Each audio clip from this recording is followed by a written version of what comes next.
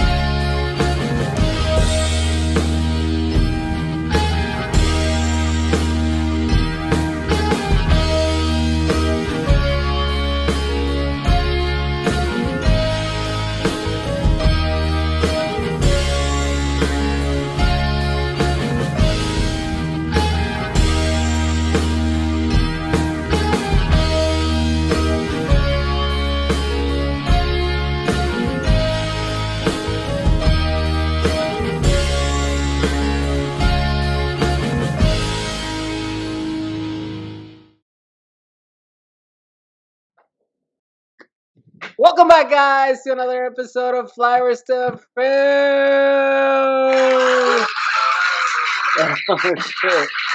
After 75 plus episodes, we have a soundboard. Yes, brought to you by this Verizon. As always, with me, the boys, Brian, Joe, TJ. How's it going? I tried the soundboard before with the Tom Cruise fucking laugh, and it was like the 5th episode, and Brian was like, "Hey, stop!" Just enjoying super fast internet. No, that's enough of that bit. Maybe No, finally yeah. the show's gonna be funny. Yeah, so we need it.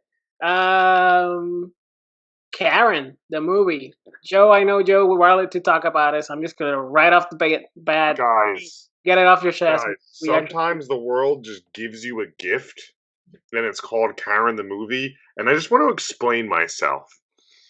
This looks like the perfect combination of everyone involved just patting themselves on the back, being like, we got a great product, and all day I kept This hearing... is like MTV Films makes Get Out or something. Well, I even think the Get Out comparisons are lazy, and just let me kind of go on my little rant here. Like, thanks. A little bit Like- racist too. Jeez. like the thing with this one is I saw all day, oh, Hollywood, guys, this isn't Hollywood. This is one No. writer, director, producer who got like the fifth most recognizable person from Orange is the New Black, and was like, I have a movie idea. I went as far as onto the guy. I was like, went to the production company, which I forget what it's called, not BET Films, and I was like, oh, the only connection of that production company is the director's LinkedIn. Oh. Like, Yeah, I 100% agree that this looks This like is a white guy. one guy No, who it's a thought black he had guy. a really good idea and he released pieced it together with a lot of back padding. I agree. he released the trailer on his YouTube. Like, that's where it came from. Like, this is probably just a movie that's going to drop, I assume, on BET. What day? Well, yeah, I was But gonna it say, I thought it looks- said BET. On Did they what? pick it up or something? I'm going to or- make a FlyOver. The Flyboys want to participate. I am going, whenever No. this movie releases, I'm going to make a bingo card of things I No. expect in this movie. And You should see if any of our fans have time for something like that, and then maybe they'd want to do it. no, Yeah, bingo yeah. card. That sounds like a You fly. know- I mean, it looks like a thriller you could make at a Flyover State of Fear special. Yeah, let's ask all of our fans. Did I comment on the YouTube? Guys, this is a gift for all of us. It's going to be offensive. It's going to be funny, and it's just going to be the biggest failure that The way anyone's it's put shot. The way Oh, it's it definitely looks like a huge piece of shit. yeah, it looks terrible. I just want to make that clear. I'm not like I feel like our intro looks visually more pleasing than what the trailer looks like. It looked like very soft, like soft edge backgrounds. It looked like a It looked like a like the- TV movie, you know. yes. I don't but know. it looked like the Lifetime movie of this would be better. I mean, Like, it the looked open- like Joe right now. That's what like it looks most like. of the Exactly. scenes. yeah, Joe, it's describe it like glossy. Joe, ready? Now follow my direction. Look directly into the camera and go. She doesn't like black people. Just say that. I'm swear to God, that's it. She doesn't like black people. That's the little girl. Now, Jusef, clip that. Put that video in the Anyway, yeah. No, the closest thing I could think of that was like this, like with like race and just how off it is I don't know if anyone's seen Lakeview Terrace. Yes. Is that the Samuel Jackson one where it's a weirdly reverse racism? Samuel Jackson does not like an interracial. Patrick Wilson and Zoe Saldana are an interracial couple, and it's a police brutality movie while you're at it because Sam Jackson's a cop. That was my next pick. And I watched it a couple years ago, just like on cable, and it's the same. It's what this movie's trying to be as a thriller. Like he's essentially a male Karen, just reversed. Yeah. Because they also have a cop, right? So did you guys see the Suicide trailer? Suicide Squad trailer. Yep. I got a question before we get into the Suicide Squad trailer. Real quick, Will Smith is not in this movie, right? No, that must be why they gave all his character traits to Idris Elba. Yeah, because literally they got him in prison. He's got the daughter. He's got like all the bits. They're just like, we'll just shift that over to this character. Sure. They let him keep his accent because I'm pretty sure he's English. He sounds English. That's fine, but I just think it's weird that they're doing it's different. Exactly the same thing with him. It's different because Will Smith is Batman's bad guy, and this guy is Superman's bad guy. Oh, because he shot Superman. This guy also has a dumber name. He's called Bloodsport. No, I wonder in this movie if it's going to have the same third act. Bloodshot. I'm sorry, same final act as all of James Gunn's movies, where like a monster takes them over, and like there's like one obscure hero that has to go get them. Well, definitely that's going to happen because the villain is Starro, and Starro throws little stars that stick on your face and make you into a slave of Starro. That's his whole deal, and he's a giant kaiju, so that's definitely going to happen. Like, definitely they're going to be fighting themselves because that's just what's going to happen. And everyone knows so many of them. Yeah, Guardians 2, Guardians 1, and Scooby-Doo 2, which he wrote. They all have the same like monster beats. Yeah. Well, Scrappy-Doo was the bad guy in that one, which we can talk about another time. All right, I want to make a thing right now. All four of us here, we kind of know the characters, right? Enough? To some extent, I think. I know a bunch of characters are in this movie.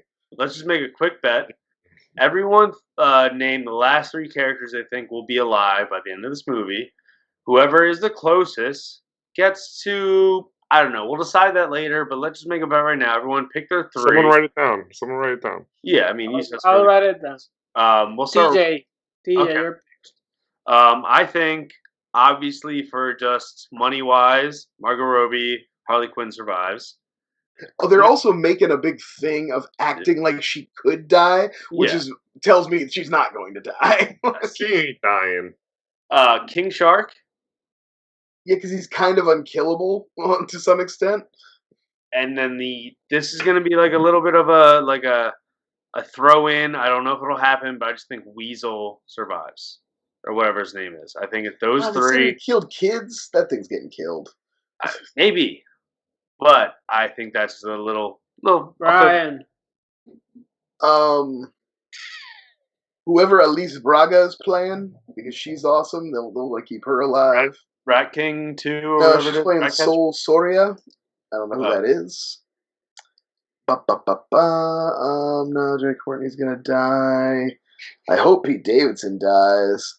Oh, for sure. Him also and Sola are gonna die. I think the guy that David what's his name? I can't pronounce his last name. Dashmalshin. Is it? Dashmalshin? Yeah, I think he might survive. You know, people like him. He might make it. I think he dies when he yells, "I'm a superhero" in the trailer.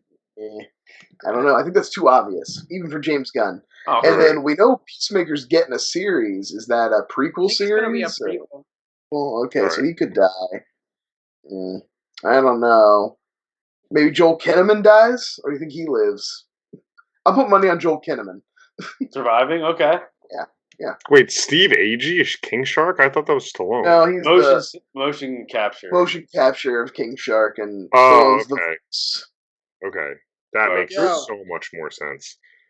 All right, I have the guys up here too. I'm gonna you gotta lock Margot Robbie in as Harley Quinn.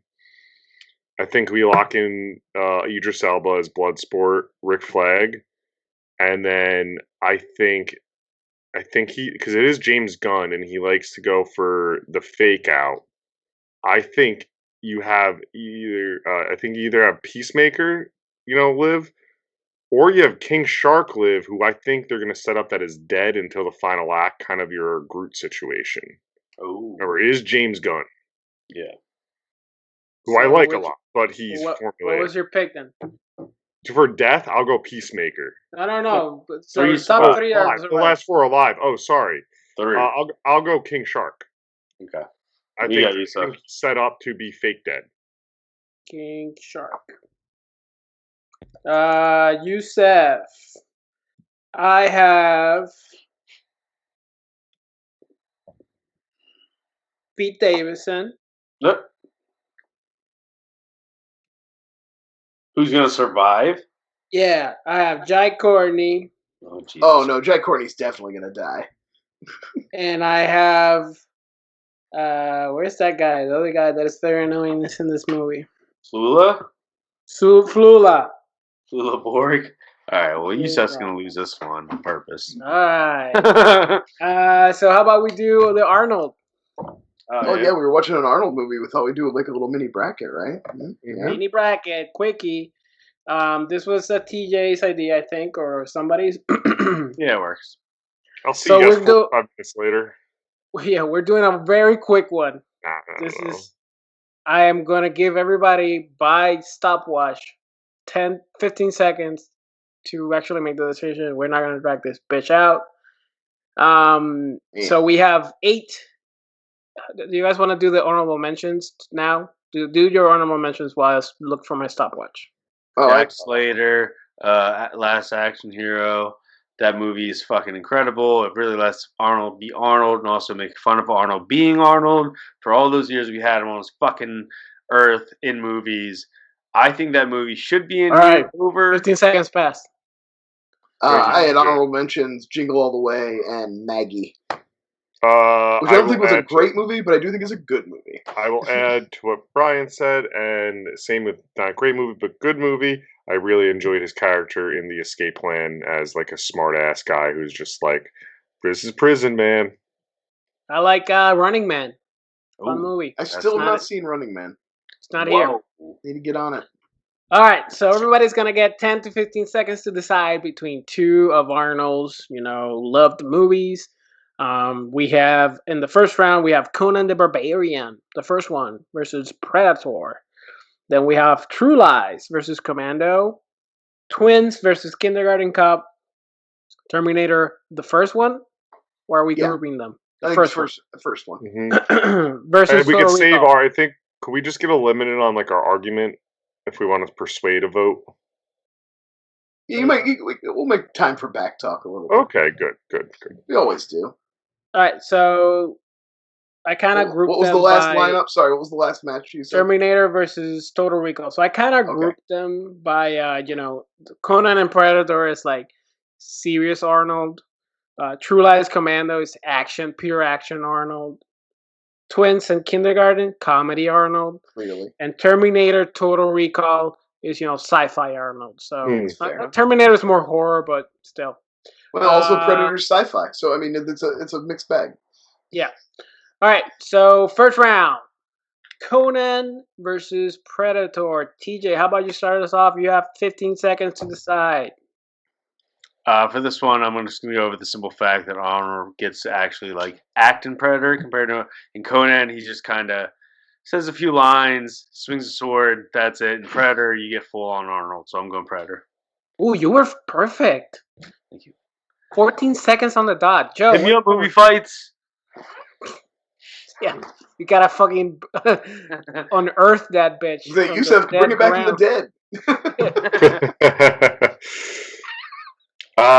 You know what? I don't need any time. Give me Predator. Just your character in film.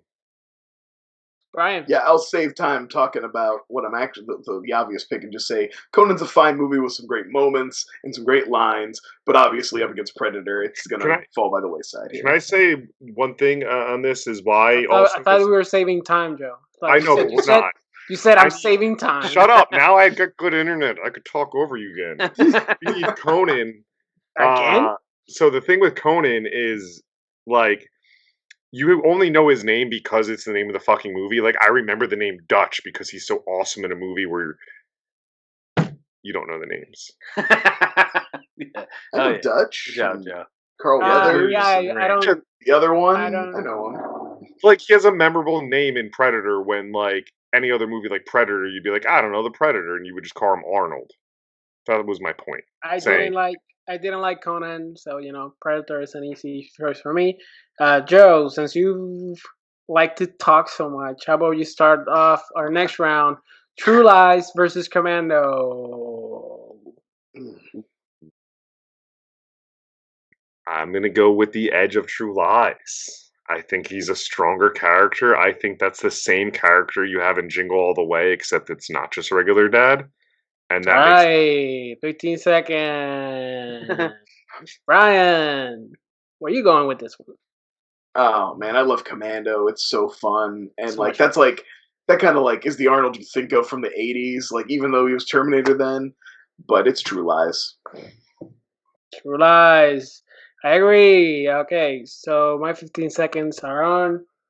Yeah, Commando is just like pure action. Like, it's just unadulterated. I'm not gonna say the word. Pure action.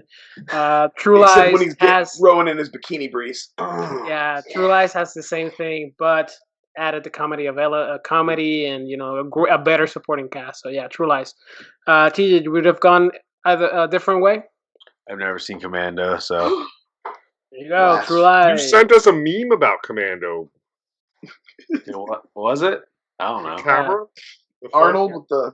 Oh, dude, that's on my phone. That was just a fucking picture. Well, yeah, we know it was a meme, but I mean. Oh, okay. Yeah. He's a fake. He's a fake. He's the kid that wears a band T-shirt and's never heard the music. He doesn't even deserve to be in this bracket. He didn't know Arnold. He's not a true fan. Disgusting. DJ's gonna come in here and be like, "Well, actually, him in the Sixth Day is a little bit better than all of these characters." Like, how come Eraser didn't make it on the list? What about End of Days? Oh, Collateral Damage. The Last Stand. Oh my god, he did so many shitty movies. Sabotage. Right, he actually stopped doing basically True Lies is his last good movie. All right, Brian. Twins. Terminator Dark Fate's pretty tight. Sorry. Twins versus 2/3 of it are. Twins versus Kindergarten Cop. Go. I think this was actually the hardest of the whole first round. I think we had a lot of sweeps the first round, but because they're both comedy, but they're different kinds of comedy. I'm going to give the edge to Twins, though, because Danny DeVito. And I want to say, coming into this, I thought I was going to say Kindergarten Cop. Nice. Yeah, I love the chemistry between Danny DeVito and him, the odd couple. Kindergarten Cop has a lot of one-liners, but he's kind of alone in that movie. Well, the female counterpart is pretty good, but I'll say the kids are his counterpart in that movie. But Danny DeVito is a better kid. Danny DeVito gets my vote. Twins. TJ, where are you going? Twins is one of those movies like my aunt would watch in the background when I stayed over at my cousin's house sometimes.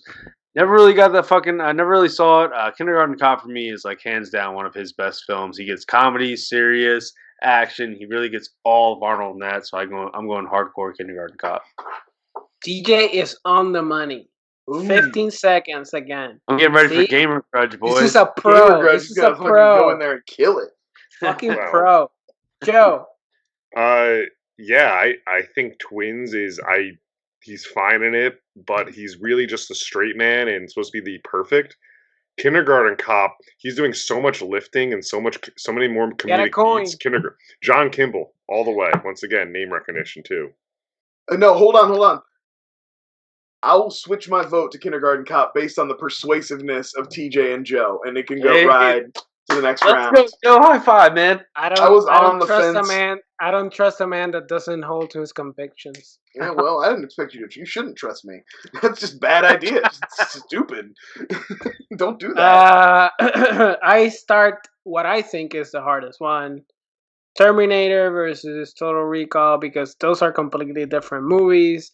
Both execute exactly what they set out to do. Both are visually incredible. They really resonate their era of that they're trying from which they were made. I might need more than 15 Are seconds you on timing this one. yourself right now? Yeah, I just stopped. Terminator, fuck. Terminator. We should give everyone 30 for this. This. I only need a second. Okay, well then we'll take Joe. Me and Brian will split up. I just said Alright. just like I'm gonna say. I feel like I'll. No, but don't say. But you're ruining the surprise. Yeah, just hold off and be the last Yeah. one since you're so definite, since you're so sure.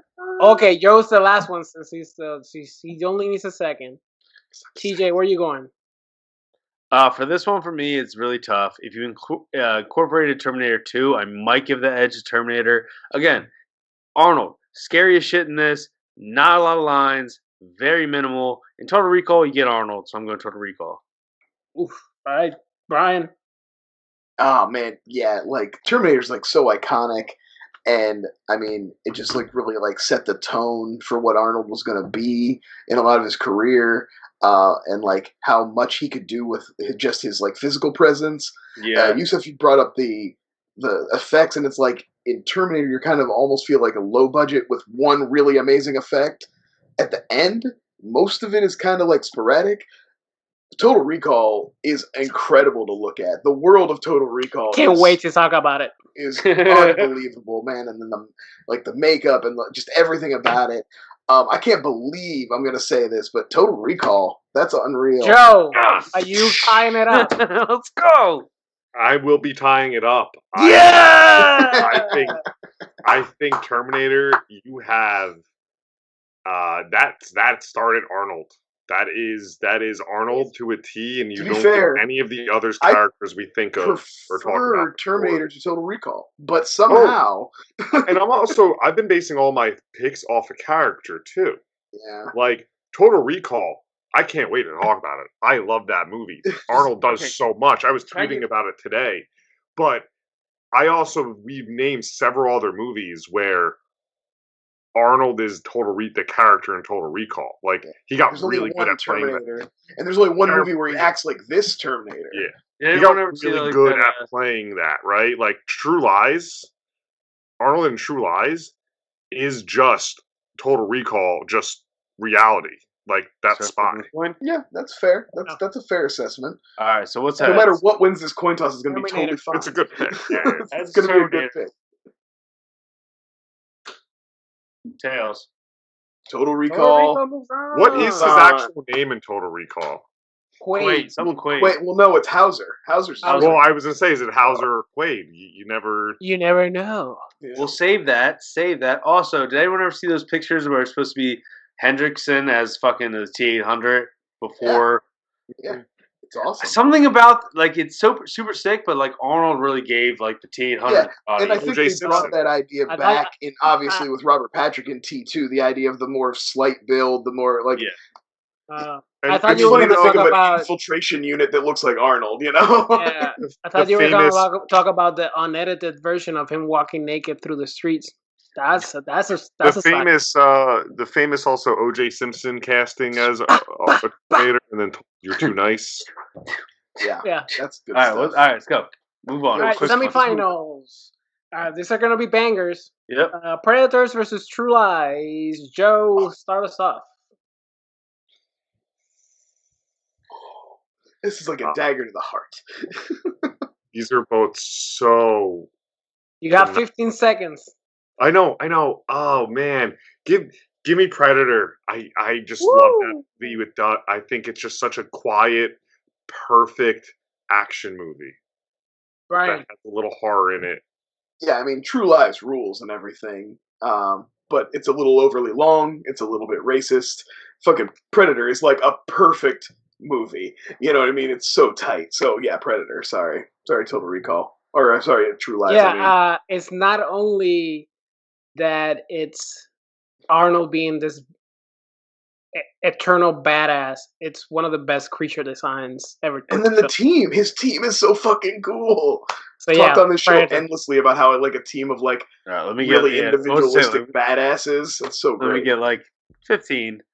Both of these movies' teams are incredible. You know what I mean? Like, both of them are incredible. But that last half hour of Arnold against Predator, where he just fucking does the mud thing, and even him going hand to hand and the Predator puts his claws back in and they actually have a fist fight. So, like, respect of the Predator. So tight. Because I think when I think of Arnold, I think of Dutch.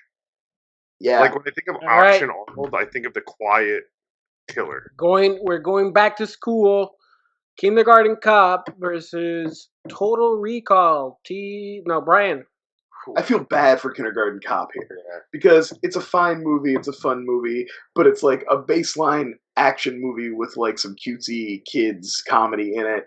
It's very good and I like it very much, but it's no Total Recall. So Total Recall. Total Recall. I'm not even gonna waste my time. Total Recall. TJ, where are you going?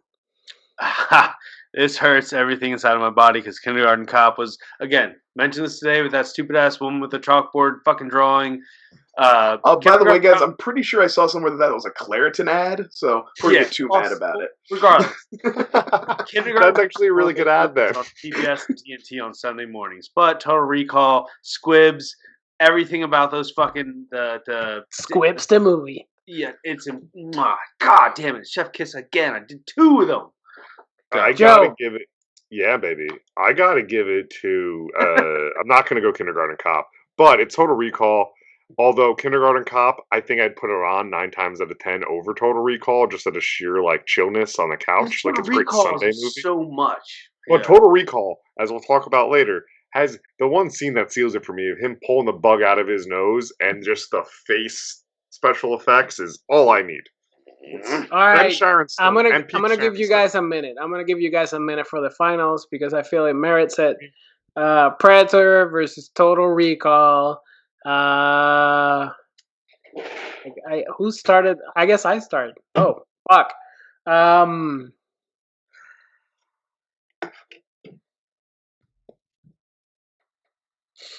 Don't use up all your notes about Total Recall right now, though. We're supposed to talk about it later too. I'm just using my time wisely. Just using your time wisely. Oh, you don't need a full minute, he's man. Waiting until this fucking thing just closes out.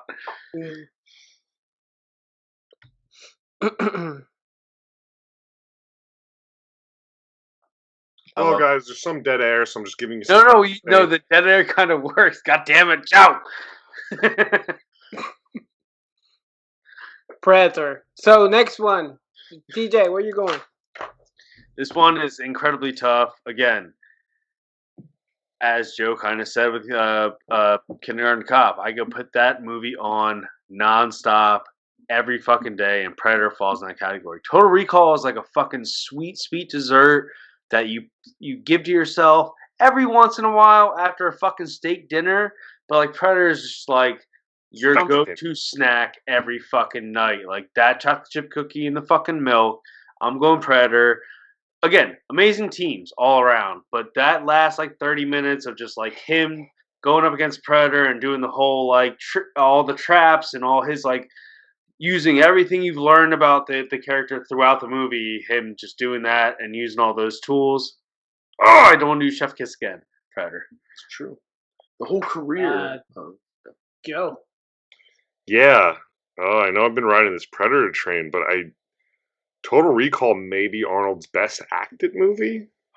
Yeah. He's pulling off so many different things in it, like riding the tension. He's subtle at some moments. He's doing that physicality with his face and there's also some comedy beats in it.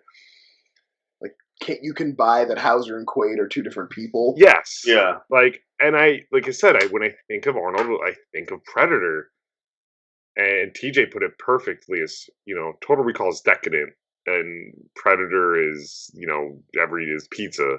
Yeah. I'm going Total Recall on this. Yes.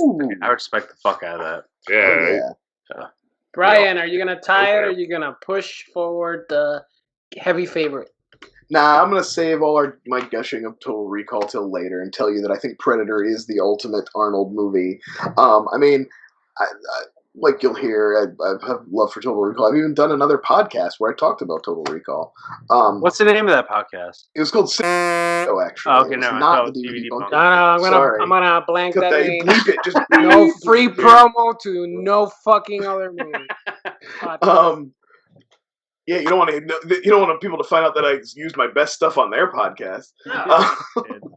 Anyway, Predator is amazing cast, amazingly shot, like the vibe of it. The idea that John McTiernan did this and Die Hard back to back, it's like you deserved to get out of having to go to prison for that. That should have been enough to keep you out of prison. It didn't, but Predator's a great movie, and yeah, that's the number one Arnold to me.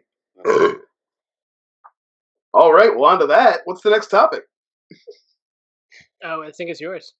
Oh yeah. So I was talking to the guys recently, and we were discussing Hercules in New York and why that was not included in the bracket. Arnold joke that went over everyone's head. All right, so that was like his first movie. They dubbed over his voice. We all know what Hercules in New York is. Okay. I have no idea what the fuck that is. I actually used to have a DVD copy of that. It was quite Did bad. you? Yeah. I saw it live and How Does This Get Made? Like I was at the show. Anyway, I was talking to the guys, and we've been doing so many episodes. I think this episode is 76. And there's been a lot of first watches. Not today for Total Recall, but there's been a lot of first watches through FlyOver. And I wanted to know what's everyone's either memorable first watch or favorite first watch. The two kind of different questions, but whatever one you want to go with. Jusef, you're running this episode pretty efficiently. What do you start off? Ooh, thank you. Can I ask a question right now? Yeah, babe. How many of you guys ruin the momentum? Attack me? No, I'm planning not on attack using this to attack. So my memorable ones are literally all the fucking TJ's. Motherfucker! You son of a bitch! I asked you specifically. No, I'm kidding. Well, not really. So I don't have a favorite one in terms of like, oh, I found a new favorite movie. It hasn't happened once because I've either seen all the movies that I've loved from this episodes or the ones that I haven't seen. Like Howard the Duck, which was memorable because that's one of those like staple movies that everybody talks about. Either it's a cult classic or everybody hates it. And that movie really has stuck in my head after watching it, like the duck boobies and the puns, and he has sex with Back to the Future mom, and like there's so much stuff in that movie that you just go like, how the fuck did this get made? Patent pending. I think I'm gonna start a podcast where the premise is, how did this movie get made? Because your wife's gonna join as a co-host. Yes, and I'm thinking of getting like a racially obscure, crazy co-host as well. This guy. Yeah, you look at him, you're like, I don't know where he's from. I don't know where he's from. But he's crazy and he's funny. I'm a Kiwi.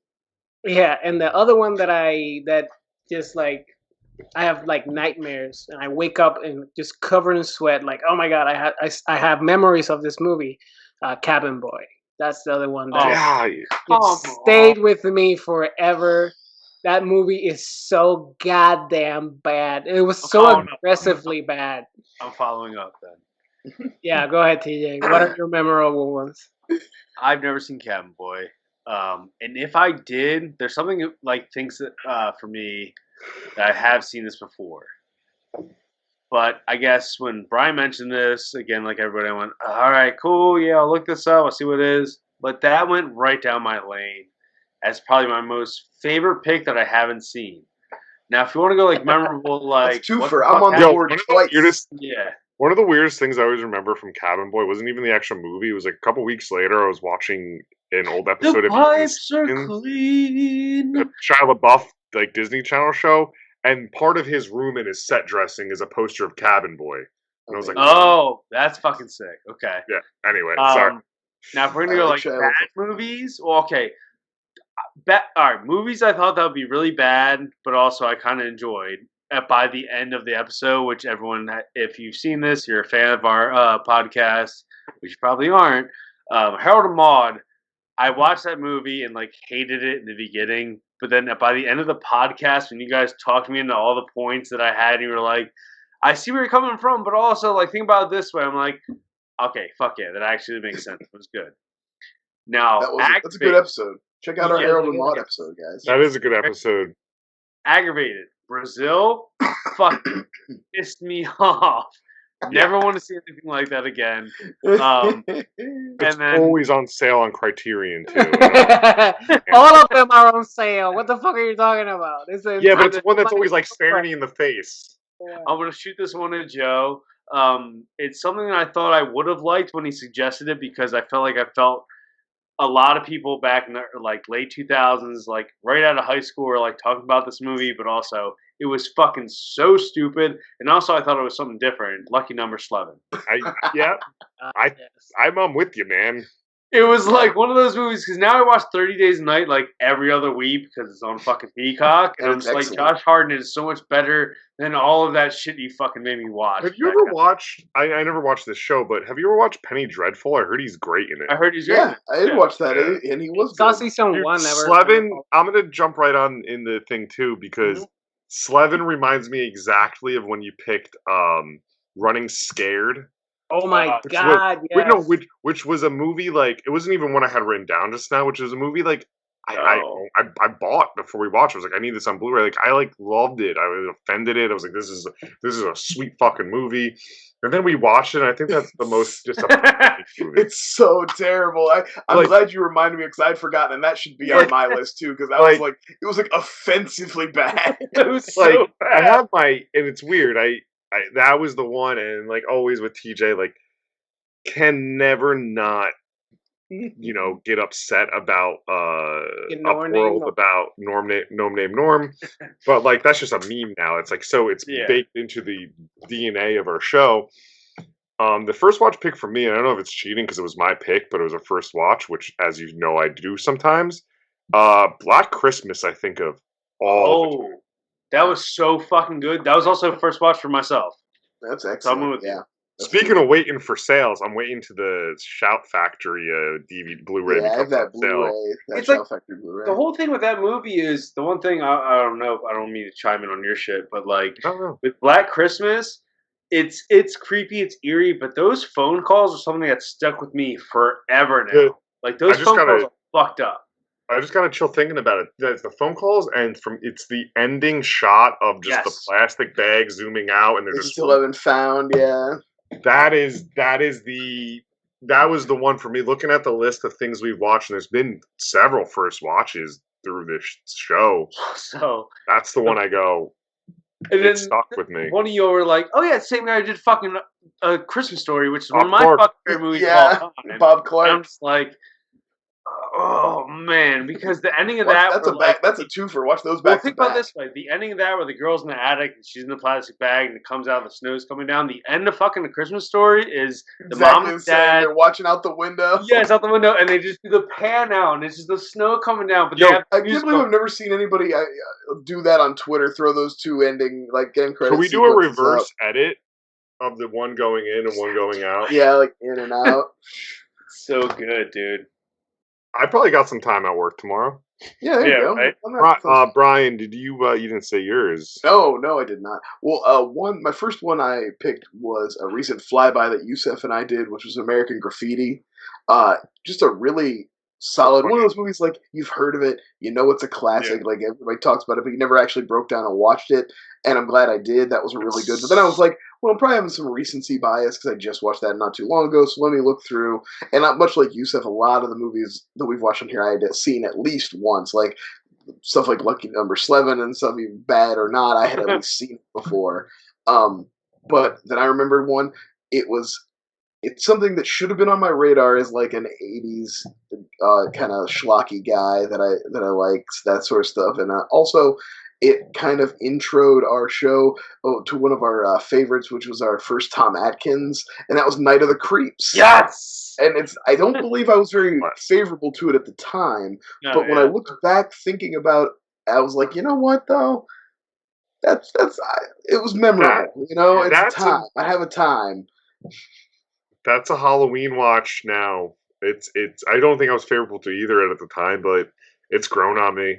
Yeah. I think it's got it's a sweet spot. Even when he like goes back and fights those demons of the old serial killer that he couldn't find, and like the skeleton comes up and she's acts as a body and like sees him in the alleyway. Atkins, and for a minute it was jokingly like with Brian Fuller. Who did a RoboCop 3? Oh, I know you're talking. We did a couple of those, and then it was like somebody else. But like we need like eventually we're gonna do a Mount Rushmore of like FlyOver. Oh yeah, the FlyOver boys. Yeah, Atkins is already up there. He's cemented as one of the guys. You know what's somebody else too that isn't getting mentioned either.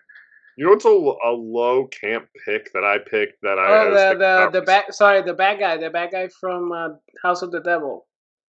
God damn it. We're all doing it. Everything hurts right now. From Manhunter. And he's also in Monster Squad. And it's Noonan. Tom Noonan. He's also a Tom. Two Toms. Tom Noonan. The two Toms.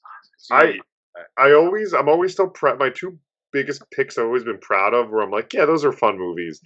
This is not the topic I'm just talking about. It has been early on Urban Legends. Nice. And then The Fan, because that is a movie that when I was looking for when I ended up picking up Night of the Creeps, I saw The Fan on there, and I do believe that even though that was a movie I feel like I'd seen before, the time I watched it for the show felt like it's the first time I really watched it. You know what I mean? That's good. And also honorable mention for a first time watch should be, even though it's not mine, when we made Joe watch Lord of the Rings. I mean, that's one of the best. I was going to bring that up, and I have watched them since. And you like them more now? I do, actually. I like them a lot on my second watch. Like, the first FlyOver watch, like, I think there was so much pressure. Mm. And we made it, I were trying to make it content worthy.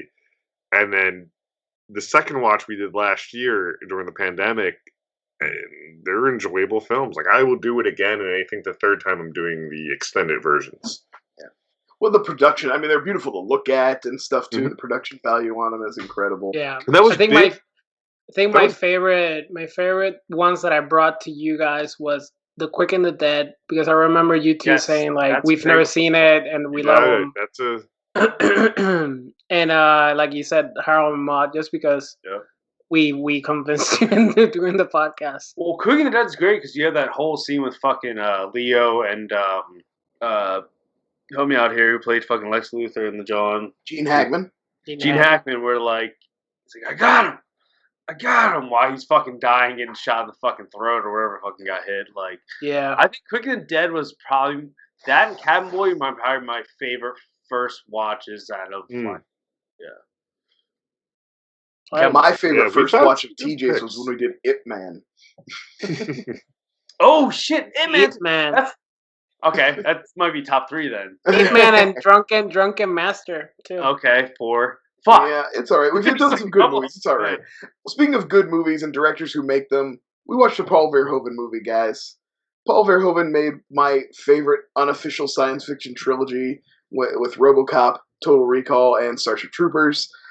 But my question to you boys this week was, what director working now, not that Paul Verhoeven isn't working, he's got some batshit movie coming out, I saw a preview for it like a couple weeks ago, but who like fits into that, who's the next Paul Verhoeven? And I left it open to what that means to you, and I'll even kind of like start out. What it means to me is like a guy who is like a good director, like competent director, but also makes weird fucking choices, can make good and bad, like takes big swings, so he has like a lot of variance in his career, and also is like kind of uncompromising about what he wants to make, so like he'll wait around if he's not getting his way, and like he won't just pounce on whatever. He's not like a workman, he's kind of like does his, he's an artiste, he's an auteur, but schlock too, like the way Roger Corman was an auteur, he's like also a little schlocky. And my pick, I'm glad to give this definition, because now my answer, I have confidence. You can fine tune it a little bit. I wanted to help, and like I said, I still leave it open to interpretation. If you were thinking something else, please feel free. But my pick is somebody who's made a couple movies, but I feel like he's weird enough to have and he's good, and he's a good enough director to have the potential to go on. And that's Jordan Vogt Roberts, who did Kong Skull Island, and Kings of Summer. TJ's claim to fame. Yes, my claim to fame. But also, I apologize. That guy's a genius. I love that movie. Do whatever you want.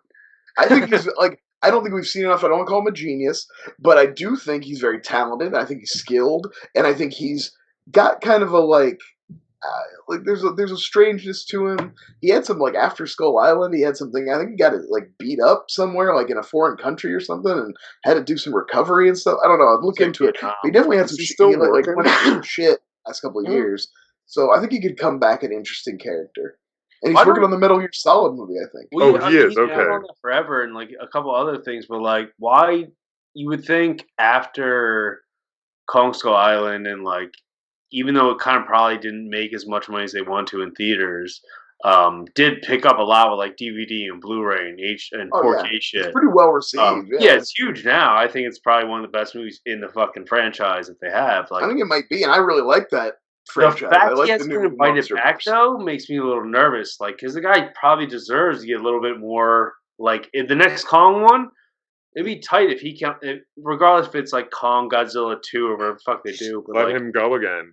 Yeah, give him a shot. Why the fuck not? That's a good pick. The lineup of directors that the MonsterVerse has is actually pretty tight. The four directors that did those 4 movies are pretty good. Yeah, Doherty. Mm-hmm. I don't know who the other one was. The guy who did Godzilla vs. Kong. Gareth Edwards. Gareth Edwards. It's 2014. Yeah. And it's I can't think of his name now either. And now we look bad on the camera. Is it the Krampus? The Krampus guy? Yeah, that's Mike Doherty. He did King of Monsters. Oh yes, okay then. Yeah, I think he did that. I think he did Kong vs. Godzilla too.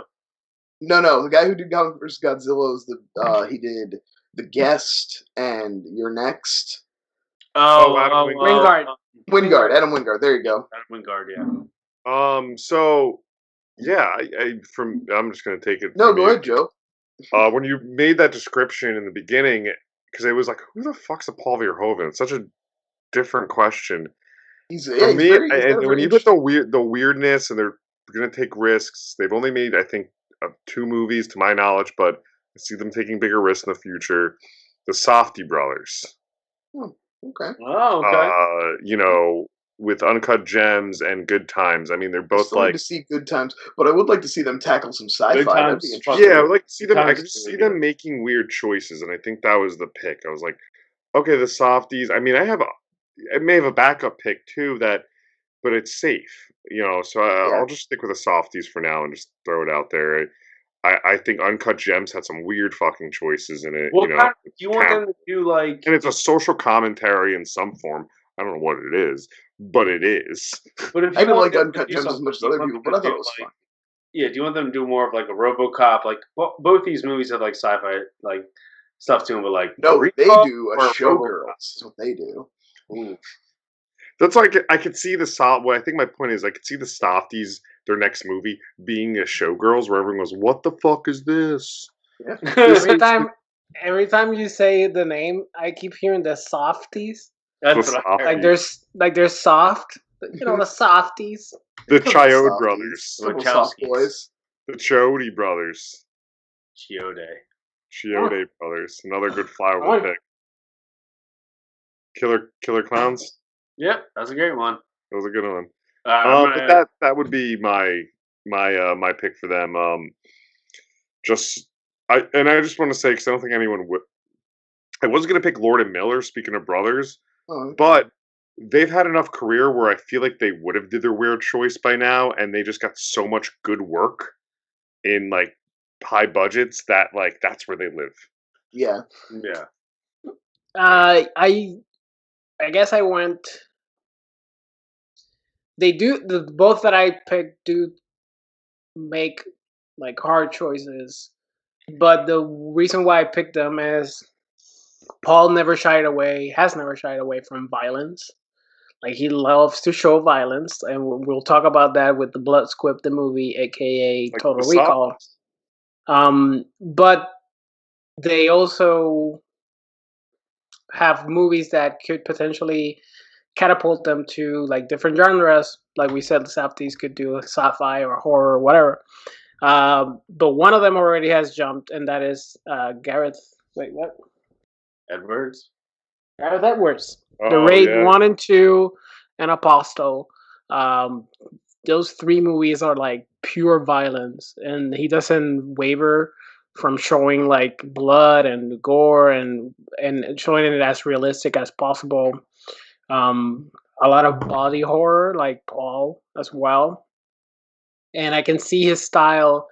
Like Brian said, like Paul is such a competent director that it's not only that the sci-fi is so fun and the scripts are so well written, it's like his eye behind the camera really sells the movie. And I can see Garrett like really selling a Paul type movie. You just Go ahead. Oh, sorry, no, go on.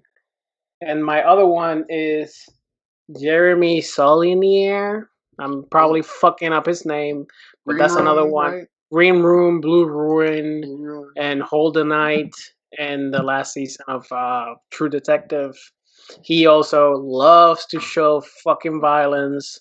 Doesn't shy away from creating a world. Like a very kind of realistic, toned down version of violence. Like not toned down, but like it's just like, a matter of fact. Yeah, very matter of fact. That's a good way to put it. Yeah, you just made me trigger that. I'm shocked Paul Verhoeven never got offered like a '90s Batman movie. Yeah, it would have been good. You know, like they shifted to selling toys. Yeah, they wanted. You can't bring the Terminator or the RoboCop Total Recall guy on when the problem with the Tim Burton movies was they were too dark. RoboCop toys sell great. That's true.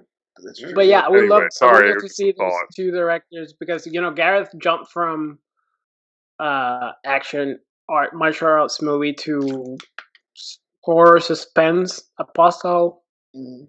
And Jeremy has stuck with the thrillers, so I would like both of them to use that grounded violence that they can beautifully capture. It's kind of fucked up that I use that word, beautifully capture violence. Yeah, I would like to see, specifically like Saulnier has that kind of dark comedic element to some of it too. Like there's a little bit of that in there, and that's very if you can do a sci-fi, if he's offered a sci-fi, I would really love to see what world he would capture through his lens. But yeah, those two are my pick. But I sound so fucking pretentious. Yeah, right. What kind of world would you capture through his lens? TJ, save us. The fucking movie. Bring energy back. So I was thinking about this one of the Thor. Yeah, I was thinking about this one for a while we were talking about this in the last 15 minutes. So definitely for a while. This guy kind of has hits and misses. I don't like all the stuff he does, but he does have a movie coming out based off a video game pretty soon. This guy also dabbles in acting. He definitely never shied away from violence ever yet. But with this movie Borderlands, if anyone's heard that coming out with like Jamie Lee Curtis, Cate Blanchett, and like huge. Eli Roth, Bobby Lee, one of those guys that, like maybe an M. Night Shyamalan, kind of like makes a couple good movies, disappears, makes some bad ones, disappears, comes back and makes a comeback, and then makes a bad movie again. Whatever. I would have probably totally scoffed at this pick because I'm not a huge Eli Roth guy. But I did like A House with a Clock in Its Walls, and it showed his range a little bit, I think. And I think there's something to be said for that. Doesn't shy away from violence, has never shied away from that. And also, like, if he, I don't know, he definitely can get too full of himself, which is something that most directors can do, but a lot of them can fucking tame it in and use it to their advantage. He doesn't do that as much as you want him to do it. I really hope Borderlands and him like going to Hungary and like actually filming on an actual fucking film set. Supposedly it's a huge production that's been going down. Only reason I know this because I watched Bobby Lee's podcast. So do I. That's why I know it too. Bobby Lee's part of this.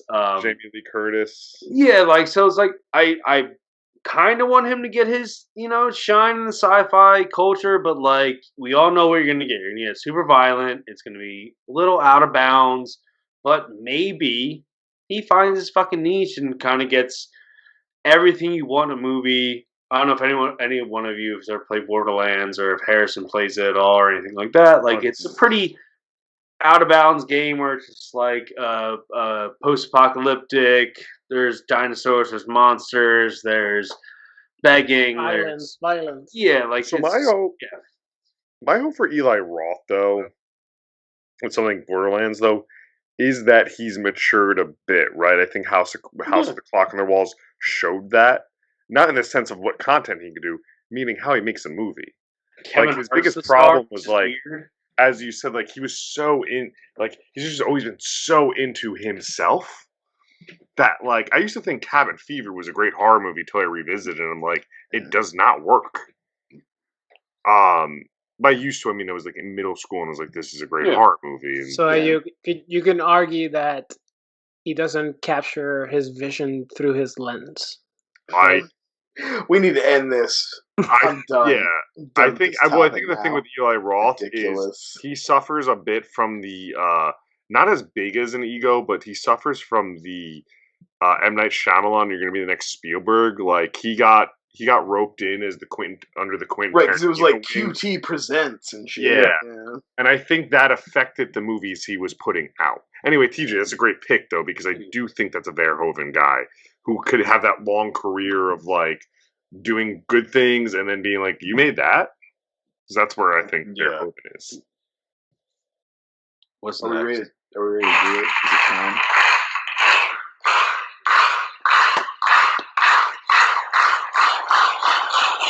Puerto Rico! Yeah! I hate that you have that now.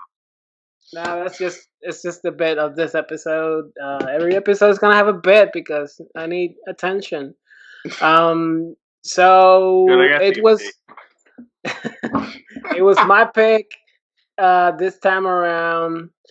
The last episode was a bit of a boring, if I'm honest. The Rocketeer wasn't great. Before that, City Slickers, everybody's favorite episode. You can listen. So many views. So many views. Honestly, it's your most viewed video. Yeah, so many views. It wasn't. There weren't bad movies. They were just not good conversations. So I went with a fastball down the lane, and I picked Arnold Schwarzenegger's Total Recall, directed by Paul Verhoeven. Sharon Stone is in it. Michael Ironside. I'm blanking on the other one name. Rachel Ticotin? Yeah, she's half. I thought you named the three people I know. She's half Puerto Rican, half Russian. Fun fact. Oh, nice. Good for her. Yeah, my cell phone doesn't work. I still my wife still talks about how we were like one time. It was like when we were watching a lot of Breaking Bad, and we got Total Recall on, and I picked out that Dean Norris is the guy Tony who's got like the like thing in the middle of his face. Yeah. And you have a lot of nerve. It was like mostly face. Just because of his like posture and stuff. I was like, and because we've been seeing so much of him on Breaking Bad, I was like, I think that's Dean Norris. One of my, under all that makeup, it felt pretty good. You pick a character actor. Sometimes it's hard just seeing him in things, let alone got that much prosthetic on. It's also great too when you're like, oh, because it's so many years prior when you pick an actor and you're like, well, you've been working forever. Yeah. Well, also, to be fair, Dean Norris is kind of a Paul Verhoeven guy. He also pops up in Starship Troopers. Yeah, okay. He's a recruiter. That is one I've never seen. What? Whoa. Wait, what? Oh. All right. Quickie, Total Recall, we follow Quaid, a construction worker that is obsessed with Mars. His wife doesn't understand why, played by Sharon Stone. Quaid is Arnold Schwarzenegger. Dreams but he about keeps Mars. dreaming about a brunette and Mars. So he goes to Total Recall, but with a K. And where it's a company that embeds memories into your head. That way you don't have to go on a vacation. You just have the memory that you actually went on a vacation. I guess. Would you guys do? Actually, let's ask that question right now. Would you do a Total Recall, or would you actually want to go on a vacation? Honestly, if it's safe and it's much cheaper, I'd probably do the memory implant. Sounds pretty dope. Plus, they do all cool stuff. You can have memories of being a spy and whatnot. Mars, though. Mars is dumb. I think I would. But they do it. They have good vacations too. They try to get ways to go on other better vacations. I think I would go. I think I wouldn't, just because it'd be one of the people that would do it, and then I would just have anxiety about whatever the vacation was for the rest of my life. Like it'd be like, I could just do this. Doesn't matter. It never really happened. And but my memory would be like, it did happen. Yeah. Before he goes to Total Recall, he's warned not to go because a lot of people go crazy. They have to be lobotomized because you don't want to fuck with your brain. But he goes to Total Recall and he asks for the special package where he's a spy trying to save Mars. But before he gets the memory implanted in his head, he is awakened because he's actually a spy from Mars. He's got is he having a schizoid embolism? Also, who the fuck wants to be a spy and make themselves go to work on fucking vacation? So watching this like this time, and you wouldn't want a memory of being James Bond where you were safe already and the hard part was done, but you had all these memories of you were being a badass and like hooking up with hot chicks and stuff. All right, let me finish. Amazing. So he goes on the rampage. He goes to Mars. It ends up being either it's the memory or it's reality, and where he is tracking down the rebel faction, a mutant that is leading the rebel faction in Mars versus this corporation that just wants to keep the control over Mars. And then Arnold just kills a lot of people and saves the day, essentially. Well, hold on, though. That's not all of it, because he finds out that he's the bad guy. He's teamed up with the corporation. Giving a summary, baby. And he set himself up. It's like Hauser knew that he was such a badass that he could wipe his own memory and just like feed him pieces of information, and he would just wreck shop until he found. He was like, I know myself, and I'm such a badass that if I feed myself just pellets of information, I will like find my way to the head, to Quato, to the head of the mutants, and take the whole thing down from the inside just on instinct, because that's what a badass I am. All I need is a towel turban, and I'll make it. And a scrap of paper that tells me to go to a porn or a brothel. That's all I need to. That's all I need to go on. I know. I'm trust my instincts so much that I'll send myself into a brothel where a woman has 3 boobs, and I know that my mission won't be compromised. I know also, that. By the rules of this movie, little girl, that girl with the 3 boobs is also psychic, because like the mutants all have like a little bit of psychic power. A little bit of psychic. So she knew. She also is psychic. Does Mallrats take a little hint out of that with the 3 nipple lady? Yeah, absolutely. I feel like yes. Okay. Yeah, watching this movie though, like you mentioned that intro scene, and you're like, they're warning him. Yeah. Everyone that warns him or mentions recall, like this is like my 3rd or 4th watch of Total Recall now, gives a elongated stare of like an extra, like I think they're all like in on like, oh, we're supposed to be watching you to make sure you don't fuck up. Oh yeah, the dad of Joey from Friends, the bald guy that yeah, of course he is. Yeah. He attacks. He's like. But I don't think the people at Recall are in on it. Like, I don't think people at the company were like, hey, if you see this guy, don't do anything to him, because they fuck it up. They do it. Yeah, they're not in on it. But that's just my point of like, that's why I don't think, I mean, like, I'm jumping around here, but like, that's why I think it's completely like, it's not a planned out thing or what we're seeing. Like, what you're seeing is reality. Oh, you don't think it's a dream? Just because of the intro with the stares of them warning him about recall. Because in the quote-unquote real world, at the beginning of the movie, those people are already acting suspicious, which is fair. I mean, could he be in a loop? Yeah, but nothing tells me that there's a loop. Why is there so many what loops? Do you mean nothing tells him that's in a loop? What if he did go to recall and he has his brain so fucked up that he's just reliving this cycle? Right. What if the end of the movie? So we know the movie ends with they They start the reactor and you get atmosphere on Mars, and they're standing out looking at blue sky on Mars. What if at that exact moment he wakes up and he's next to Sharon Stone and it starts all over again? Because the movie I never thought of that. on Mars. Yeah. Sharon Stone is hot. Sharon Stone's better than this is peak Sharon Stone for sure. No, Fatal Attraction. No, she looks better in this movie. She's not in Fatal Attraction. That's Glenn Close. Sorry, Basic Instinct. God damn it. Nope, she's hotter in this. She's hotter in this. She just shows her ass too because she's hot. Not only is she hot, but she's for the hologram, dude. It's just tight. I like when she knife fights with Arnold. She's like trying to stab his ass. Oh, when he throws her like a bag of trash over the counter? Absolutely. I do, but come on, then she fights Rachel Ticotin later. That's awesome. I've always enjoyed a good female villain versus female hero. Like, that was such a trope back in the day. And I always look forward to them because they had like the best choreographed fights. Because Arnold's a brute. He just throwing Arnold's just smashing people in this one. He's got that Jason Bourne thing where he's just going on sheer instinct. Like, he just kills his best buddy. He kills his buddy from the rock breaking yard. Just out of nowhere, he just snaps him. That guy should play like Mario in Mario Brothers movie. That dude, he's like, "Hey, Quaid, come on down here. Hey, what are y'all doing with me?" And he does this whole like Batman fight scene with those guys, and they all have guns, but one dude ends up like somehow getting a circle around them and destroying them all. The gun thing in this movie is funny because we talked already about how they love their gunplay and he loves his squibs and people are getting blown the fuck up. But that was the first time I'd ever noticed this because it's such a cool scene. You don't think about it. When he runs into the X-ray thing, and he's got the gun on him, and the two guys are like, "Hey, he's got a gun!" And they run around, and you see they've got guns. They come around. He jumps through the glass, and they're just like so stunned they don't chase him. They're just like, "Whoa!" It's like, "You got guns, dude. Just shoot him." You know what they felt like? Because I also noted it.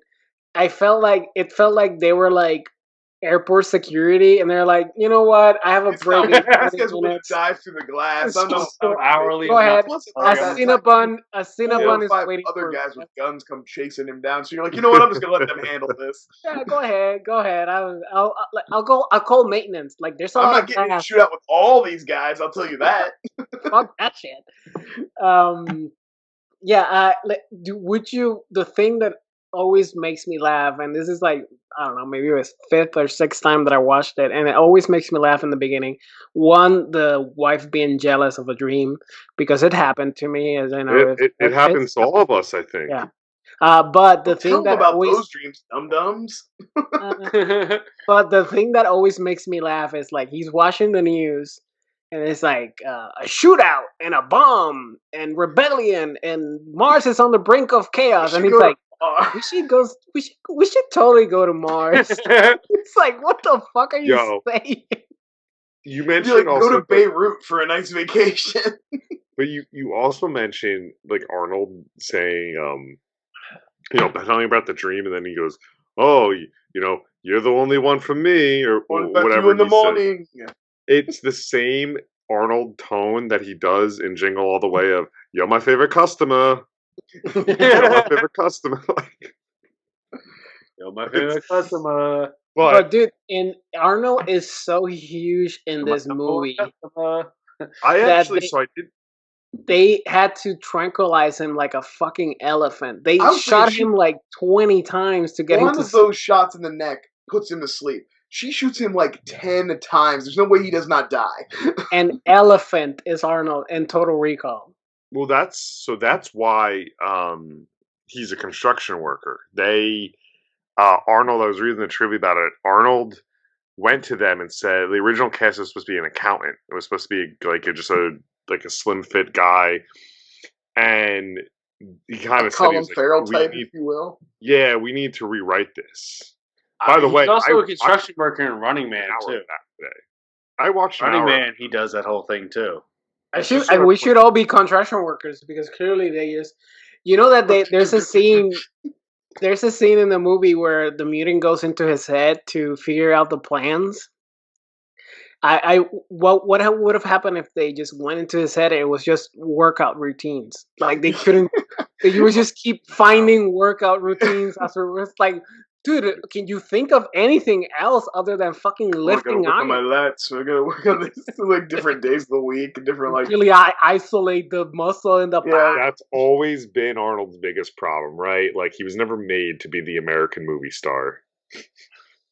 That's why we had Sly Stallone. He had to play. He was playing catch up. He had the same physique, but he was 5'5". Yes. No, guys, drink. It's taking us to the end of the episode to mention Stallone when in an Arnold episode. No, you were very close because you mentioned Escape Plan. I did. But yeah, can we just talk about the practical effects of this movie, though? That's almost the star. Anytime. I tweeted out. Wait, which one is your favorite? Because I think you already said it, but let's say your favorites. I said it earlier today because it just still like makes me go, oh, it cringes when he has to pull the bug out of his nose, and you watch his face. It's so good. But the first time I saw it as a kid, I did not know that it was not Arnold. I was like, damn, how'd they fucking do that? It's just seamless. I don't care. The craftsmanship of those practical effects are just beautiful. When I do my ratings, I'm going to talk briefly about what I watched when I watched the remake. I watched an hour of it today after this movie. I'm going to save just that commentary. Stay tuned, folks. Yeah. But this, that's my favorite. Pulling the bug out. It's just it's weirdly the simplicity of it too, because we're just watching the face. Yeah. But also I love that the other Arnold is just watching with a smile. It's like, what about you, TJ? What's your favorite practical effect in the movie? I mean, am I gonna say the name right? I mean, Quato. That entire whole thing where he just like is like, and like hit the top part kind of like turns off. He kind of like shuts down, and Quato takes over. And the whole thing is like, I didn't realize. I shit you not. It wasn't until like this viewing that I was looking at it, and I had always thought that the Quato thing was like a prosthetic the actor was wearing. Once Quato comes out, it's all prosthetic. The dude and everything. I never really looked closely at his face because you're so focused just on Quato. It's all a practical effect, and it's incredible. Yeah, I think they did two. I think one is the guy with the prosthetic that doesn't. Like when he turns around, I think it's the guy. But then when Quato gets more active, it because I think it's a prosthetic. puppet. Yeah, it's a puppet. But that's the one thing. It's a puppet. They took those chances in these movies, like Verhoeven and other directors from this time period, where like again, you don't have the CGI stuff. Maybe you have a little bit of fucking editing, like wiggle room and for certain things, but like that's the one thing I miss. Where like these movies again use CGI as like a fucking just like they blind you with instead of using it as a tool. Like you can use practical effects and use CGI to clean it up. But now it's just like this is like a year. This is a year or two before T2. Yes, and it's fucking so good. Even like the stupid cab driver who like Johnny Cab. Love the Johnny Cab. So practical effect, but like the way they use him and everything like that. An amazingly effective practical effect that I don't think is flashy and may not have come up. You guys might not bring up. Benny, the cab driver, when he reveals his mutant hand, he takes the hand off and he unfurls his like weird. That's dope. I always like that. It's very. It's a great moment in the movie too, where you're like, I got 17 kids or whatever the fuck he asked. This isn't I guess the special effects, but it's something shown in it. So this movie has a very today what we use GPS in it, right? They're walking around with that. The tracker. Yeah. It looks like GPS is today. The bug, And one thing I just want to know, I just thought of it. I'm pretty sure in Running Man is the first mention ever of something of GPS. And I'm just going off pure memory of like trivia. That could be completely wrong. Arnold. And then for it to be done here and there, like that terminology didn't exist anyway. That's my favorite. Obviously, I love when the head reveal of the lady. Yeah. The 2 weeks lady, yeah. Because again, another one that for years and years I never understood. I never realized that the effect of her head opening up is great, but his head underneath is also prosthetic, and it's so good. But, and they show it. And the thing is, and this is a testament to Verhoeven. He always knows exactly how long to leave it on screen. Yes, too. absolutely. He never overstays his welcome. I mean, honestly, between RoboCop, Total Recall, and Starship Troopers, he's made some of the best effects movies of the 90s, of the 80s and 90s. 100%. Starship Trooper holds up as well as T2. It holds up as well as Jurassic Park. Starship Troopers is an incredible movie. But my favorite has to be the base exploding in the Mars outside. Like, they going like, and the eyes is bulging. Tongues are getting all swollen. That was some horror shit for me as a kid when I first saw this so movie. Good. Oh, and just like, and then, like, you think about it this way, like when they get ejected out, and they're like rolling down the mountain. Nothing happens until they hit and sit still, so and they then stop. And they take that breath, like, and then everything just pop, pop, pop, pop. And you're like, also, I'm like, some of the shit that was happening to you, I don't think would go back to normal with just a couple breath of fresh air. Looking fucked up. Just all flying out the thing, and then they hit it, and there's like. I'm like, no, that's not how that works. Yeah, this movie utilizes so many eye pops. Oh yeah. As a kid, I was fascinated with and this is probably the first movie I saw as a kid that used it, and a lot of movies use it. Like when the air duct hits and everybody has to hold on to something. Yes. Oh, like the vacuum of space. Yeah. I love that ending. I love that fucking ending of, oh, just let me hang on, and he just kicks him off. Yeah. So can we talk about Michael Ironside? I love Michael Ironside's so bad at his job, and this movie's terrible. Like, first of all, the guy explicitly tells him to stop trying to murder Quaid, and he doesn't. He never stops trying to murder Quaid. He's always shooting. Does not take an opportunity to shoot at him. Always shooting at the crystal, at the glass wall. Yeah, he doesn't understand how the domes work. He's always putting everyone at risk. So I have two moments that I feel bad for him. One where he's like, "Oh yeah, I'm sure your wife hated having sex with Quaid," and his face was like, he does have that moment of like, oh. And the other one is when he's hanging in the elevator, and he's like, "See you at the party." When he's hanging onto his arms and he's just falling off, it's like he just couldn't catch a break the entire movie. Well, also, like, imagine you just got your arms torn off. You're not dead. You're falling, and then dude throws your arms down at you. How so dismissively, like, see you at the party. At the party, is this, maybe you can help me. Does this movie come before or after Jurassic Park? Before. Like Clever Girl. The Clever Girl line is in this movie. Yeah. Clever Girl. This is 94, I thought that too when I saw this one. I was like, is that... Did they make a Total Recall reference in Jurassic Park? Clever Girl. I love all the mutant makeup, by the way. We talked a little bit about Dean Norris, but all the mutants look great. Like, is that the guy from The Hills Have Eyes?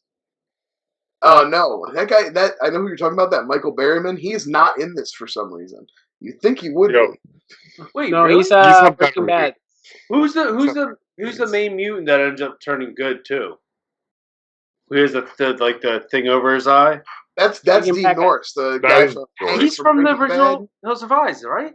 He has the Hills Have Eyes. He's from Breaking Bad. Is he in the remake? I don't even think he's in the remake. No. TJ's thinking the wrong person. You're probably right. He's this guy. Yeah, that's it's that guy. Hank in Breaking Bad. Oh no, there's a different guy. There's different mutants in there. Stephen King's The Dome on Amazon Prime. The guy who has Quato in his belly is also a Paul Verhoeven guy who's in Starship Troopers too. I'm sorry to circle back to Michael Ironside, but the reason why I had him in my head is like he has the best line in the entire movie, and that is when they entrapped him and the lady, Quaid and the lady, and he uses a hologram, and all the people are firing at him, and then he flinches in and out. Yeah. And he yells out, "He has a hologram!" It's like, no shit, dude. Yeah, no. Like, wow, everybody just saw it happen. Thank goodness you're here, buddy. Help, you're in the situation, Michael Ironside. One of my favorite things about this movie, too, and all movies of this time is it shows the future. Like they have like the look of the time, right? They still look like it's 1990, but the future is also just like a hybrid of both, and like it looks dirty and it Wait, is this guy in there?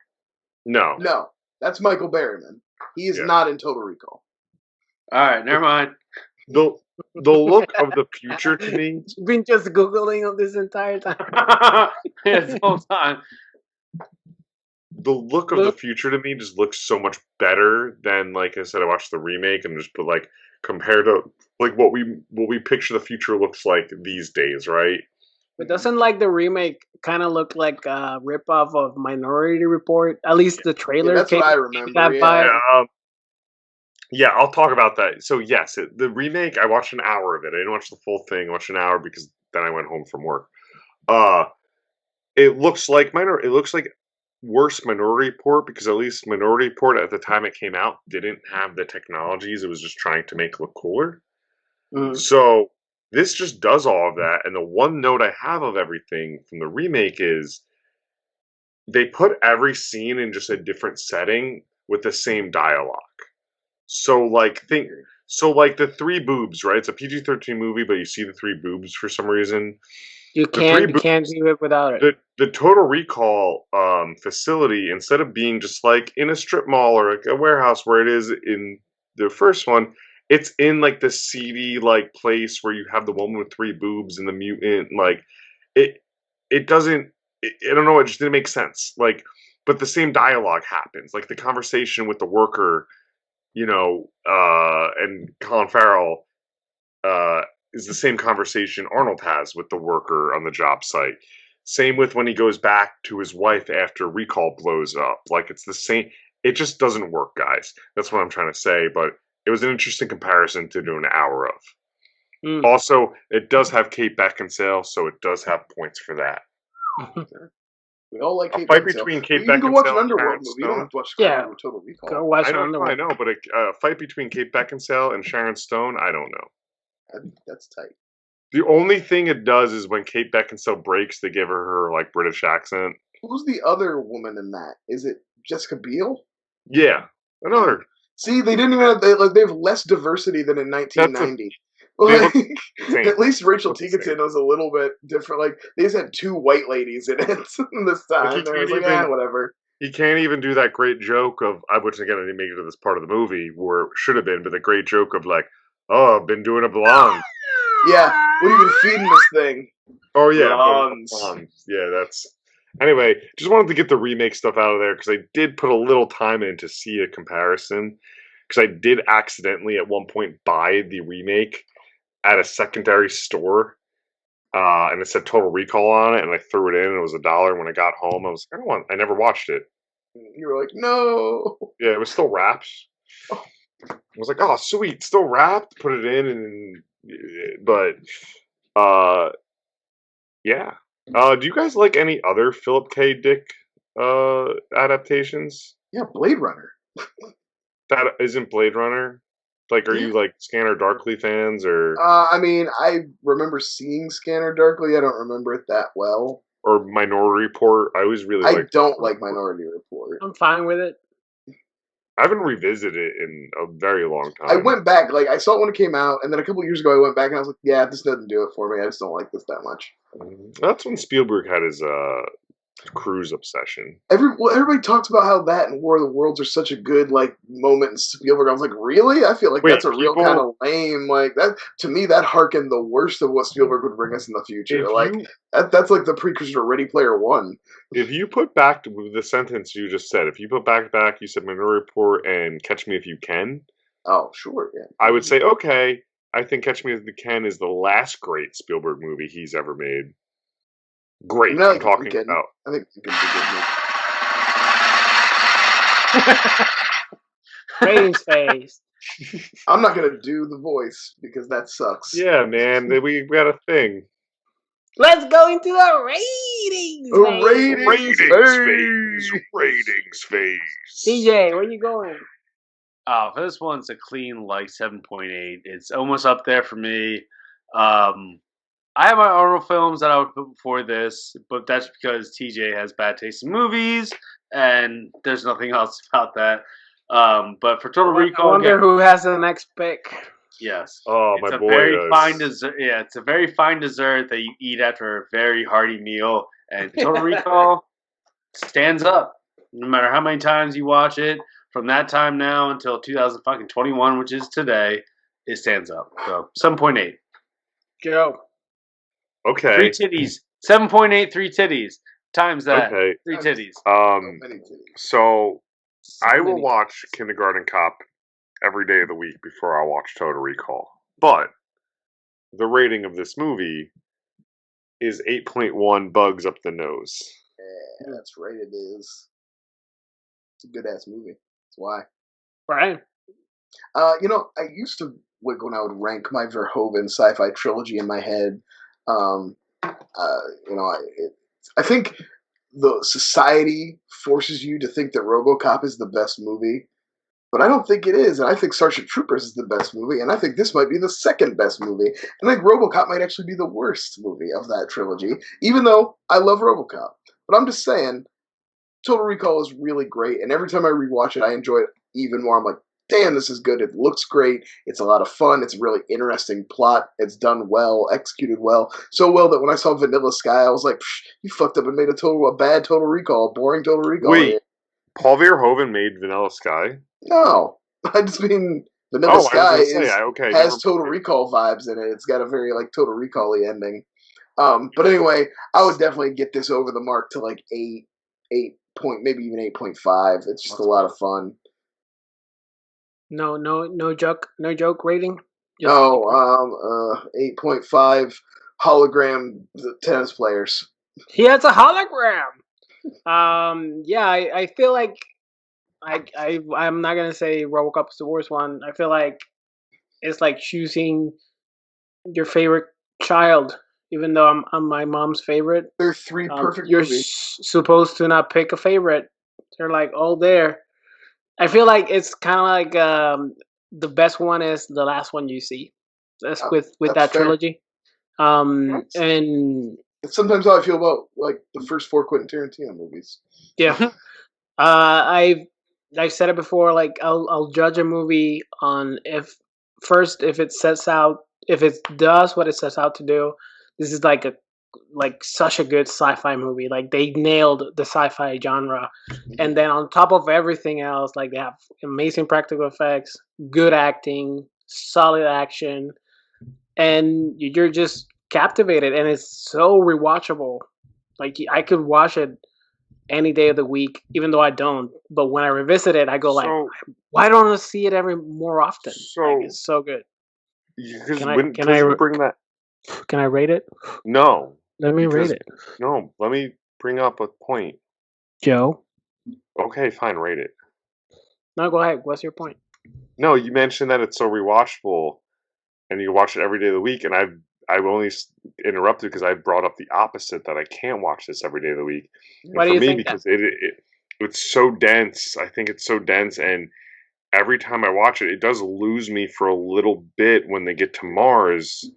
But I feel like it's a quarter of the way through Mars, I always kind of drift off, and that's just me. But the reason why I say that it's so rewatchable is because it's perfectly segmented. You have the beginning of the mystery of why he's obsessed with Mars. Then you have him discovering the mystery. Then you have him battling, and then you have the end. It's you can jump into any moment in that movie. You can just walk away and take a shit and come back to the movie, and you know exactly where the movie is, and you're still enjoying it. Yeah, okay. That's a good point. At least for me. So yeah, I'm just taste. Just different taste. Yeah, but I'm giving it 8.5. Sharon Stone kicking Arnold in the nuts. Ooh, there were a lot of nut kicks.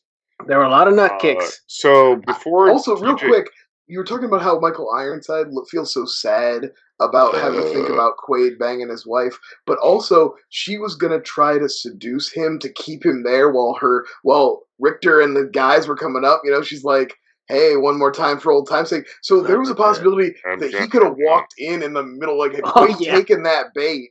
Richter could have walked in on that shit. He probably would have killed himself. So sorry, I don't know why I just thought of that, but man, it's fucked up, right? So TJ, your pick. No, wait. I just want to ask: do you guys all think? What are your thoughts of the ending? Dream, not a dream. Just round I table. think the fate to. Fire. I mean, you can argue fire. both. You can argue don't both give me ways. argument. Just give me your answer. Is there a blue fairy? The fate to white tells me it's a dream. Okay. TJ. Dream. Nah, see, I've always I think the dream thing is fun, but I always took it at face value. I think it's hero saves the day shit. You can argue both. I think it's reality that this watch told me. Anyway, TJ. I don't know. The fate to white is kind of weird. I agree that I thought that about the implication this time as well. TJ, what the fuck are you gonna make me watch now? Something memorable? Indian in the cupboard. Oh. No, okay. That's a joke. It's a joke. Okay. I think you were testing us. Yeah, so this movie is being remade. It's got a pretty solid cast so far. Toxic Avenger. So we're gonna watch 1984's Toxic Avenger. He's dead serious. He knows what it is. I'm pretty sure I teased this already with us. Why do you ruin it, Jusef? Because that's what he does. it. Yeah, I didn't ruin it. No, I was hanging on by a thread. I didn't know this movie. Okay, Trauma. If anyone knows what Trauma's about, this movie is very is killing Joe. He's living for that. I'm so sorry. This movie's pure 80s, and they're remaking it with Kevin Bacon, Peter Dinklage, Jacob Tremblay. They're really putting a cast behind it. But this movie is pure fucking nonsense, and we're going to talk about it in 2 weeks, and I can't wait, because I don't know where to find it. It's probably going to be Joe's going to have to steal it from somewhere, to be honest. No, I'm going to on YouTube. Log out. Yeah, it's probably on YouTube. We at FlyOver Film, we support the arts. We always buy, rent, or watch them on streaming platforms. Totally. We are upstanding citizens. Brian and I collectively own 1,500 movies. We support media. Look at that wall behind Stuckman. I mean, Brian. Ooh, those are books. Some of these are comic books. Some of them are movies. Okay.